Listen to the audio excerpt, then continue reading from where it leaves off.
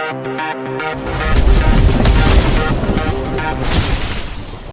Everyone, welcome to our YouTube channel. आज मैं आप लोग को बताने वाली हूँ बोर्ड एग्जाम 2024 में कैसा क्वेश्चन आया था, जो कि 2025 में भी आने की संभावना है। तो वीडियो के एंड तक बने रहें। हम लोग का पहला दिया है खंड आ, सही विकल्प चुनकर लिखिए। इसमें पहला दिया है यदि tan थीटा इक्वल टू √3 हो तो थीटा का मान ज्ञात करना है। इसमें 4 ऑप्शन दिया है अ, ब, स और द। तो इसमें से हम लोग का सही आंसर हो जाएगा स। tan थीटा इक्वल टू √3 हो तो थीटा का मान होगा हम लोग का 60 अंश। इसी तरह दूसरा क्वेश्चन है एक घनाभ के आकाशीय विकर्णों की संख्या होती है। अ में दिया है 4, ब में दिया है 8, स में दिया है 16 और द में दिया है 12। तो हम लोग का घनाभ के आकाशीय विकर्ण की संख्या होती है 4। ये हम लोग का आंसर है। इसी तरह तीसरा क्वेश्चन दिया है वर्ग समीकरण x² minus 8x plus 7 equal to 0 हो के मूलों का योगफल ज्ञात करना है। तो मूलों का योगफल हो जाएगा हम लोग का 8। ये हम लोग का आंसर है। इसी तरह चौथा में दिया है बहुपद x² माइनस 100 के शून्यक हैं। अ में दिया है 10 10, ब में दिया है -10 और -10, स में दिया है 10 और 0, द में दिया है -10 और +10। तो हम लोग का आंसर कौन सा हो जाएगा द, -10 और +10। इसी तरह पांचवा क्वेश्चन दिया है सरल रेखा y equal to 5x plus 3 की ढाल होगी।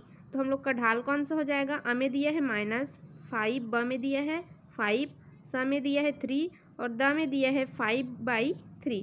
तो हम लोग का आंसर हो जाएगा ब। हम लोग का ढाल हो जाएगा 5। इस खंड ब दिया है रिक्त स्थानों की पूर्ति कीजिए। जो यहाँ पे खाली स्थान दिया है इसको हमें भरना है। पहला दिया है यदि x equal to 2, y equal to 3 तो समीकरण 7x minus 4y equal to p में p का मान खाली स्थान होगा। तो p का मान कितना होगा 2।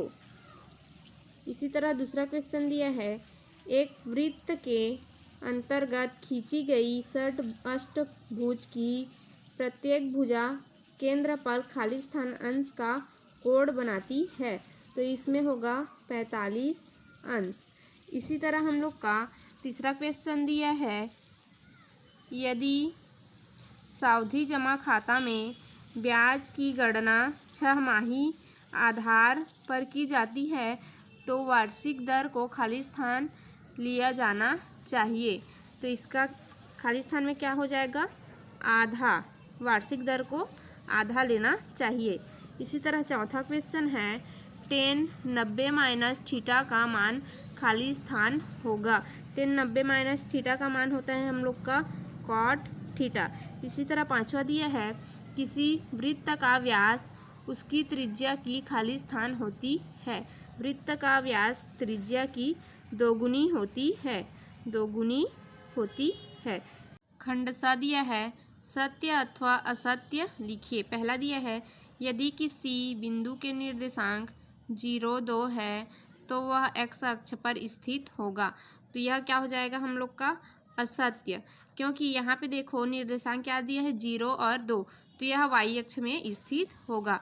इसी तरह दूसरा क्वेश्चन दिया है किसी पूर्णांक संख्या को 1 से गुणा करने पर वही पूर्णांक संख्या प्राप्त होती है। यह हम लोग का हो जाएगा सत्य। इसी तरह तीसरा क्वेश्चन दिया है 5 तथा 10 का तृतीयानुपाती 20 होगा। यह हो जाएगा हम लोग का सत्य। इसी तरह चौथा दिया है 3 असंरेख बिंदुओं से होकर अनेक वृत्त खींची जा सकती है। यह हो जाएगा हम लोग का असत्य। इसी तरह पांचवा है सावधि खाते में जमा धन का चक्रवृद्धि ब्याज देय होता है। यह हो जाएगा हम लोग का सत्य। दूसरा क्वेश्चन दिया है बहुपद x² माइनस 5x प्लस 4 का गुणनखंड कीजिए। इसी तरह तीसरा प्रश्न दिया है निम्नलिखित आंकड़ों का बहुलक ज्ञात कीजिए। चौथा क्वेश्चन दिया है बिंदु 3 -5 व 6 -4 की बीच की दूरी ज्ञात कीजिए। पांचवा क्वेश्चन दिया है समांतर श्रेणी 5 8 11 14 का 10वां पद ज्ञात कीजिए। छठवां क्वेश्चन दिया है मान ज्ञात कीजिए। tan 48 डिग्री और tan 42 डिग्री।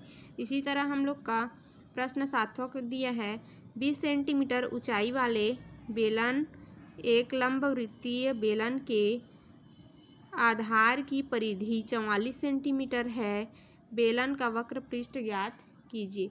8वां क्वेश्चन दिया है सिद्ध कीजिए कि 2k + 11 एक विषम पूर्णांक है जहाँ k एक पूर्णांक है। 9वां क्वेश्चन दिया है कि यदि 63 सेंटीमीटर लंबे एक रेखाखंड को 5:7:9 के अनुपात में 3 भाग करने पर प्रत्येक भाग की लंबाई कितनी होगी। 10वां क्वेश्चन दिया है वर्ग समीकरण y² + 2√5y - 1 = 0 के मूलों की प्रकृति ज्ञात कीजिए। 11वां क्वेश्चन दिया है जीवाएं PQ तथा RS वृत्त के बाहर एक बिंदु T पर एक दूसरे को काटती है। यदि TQ = 3 सेंटीमीटर, TP = 8 सेंटीमीटर तथा TS = 4 सेंटीमीटर तो TR और RS की लंबाई ज्ञात कीजिए।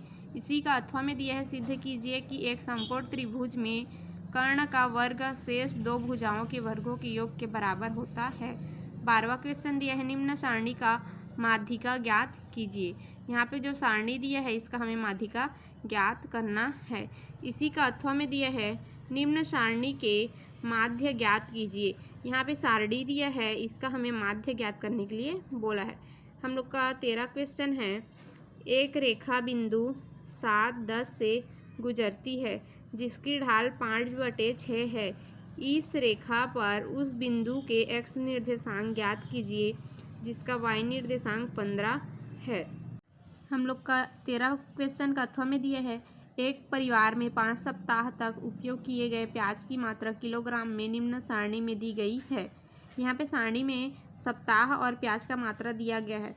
सप्ताह तथा उपयोग किए गए प्याज की मात्रा के बीच आलेख खींचना है। यहाँ पे हम लोग का 14 क्वेश्चन है 2 सेंटीमीटर त्रिज्या वाले 64 गोलियों को पिघलाकर एक बड़ा गोला बनाया गया।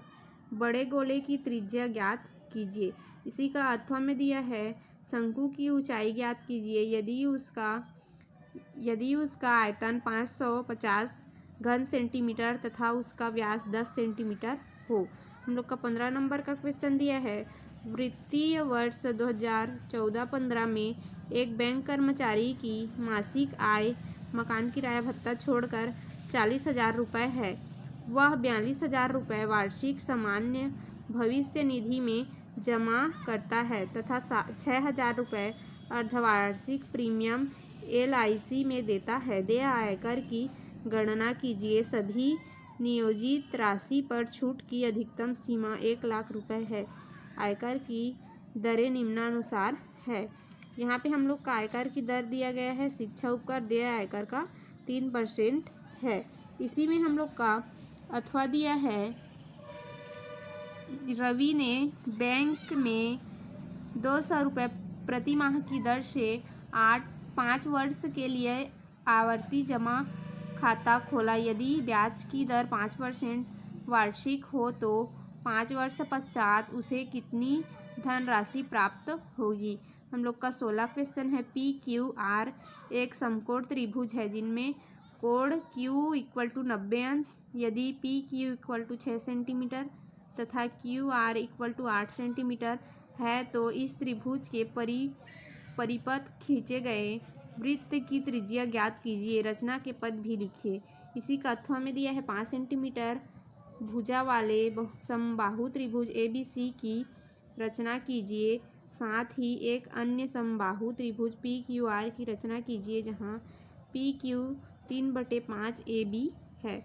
इसी में हम लोग का 17 क्वेश्चन है 1 और 100 के बीच सभी प्राकृतिक संख्याओं का योगफल ज्ञात कीजिए जो 3 के गुणज हो।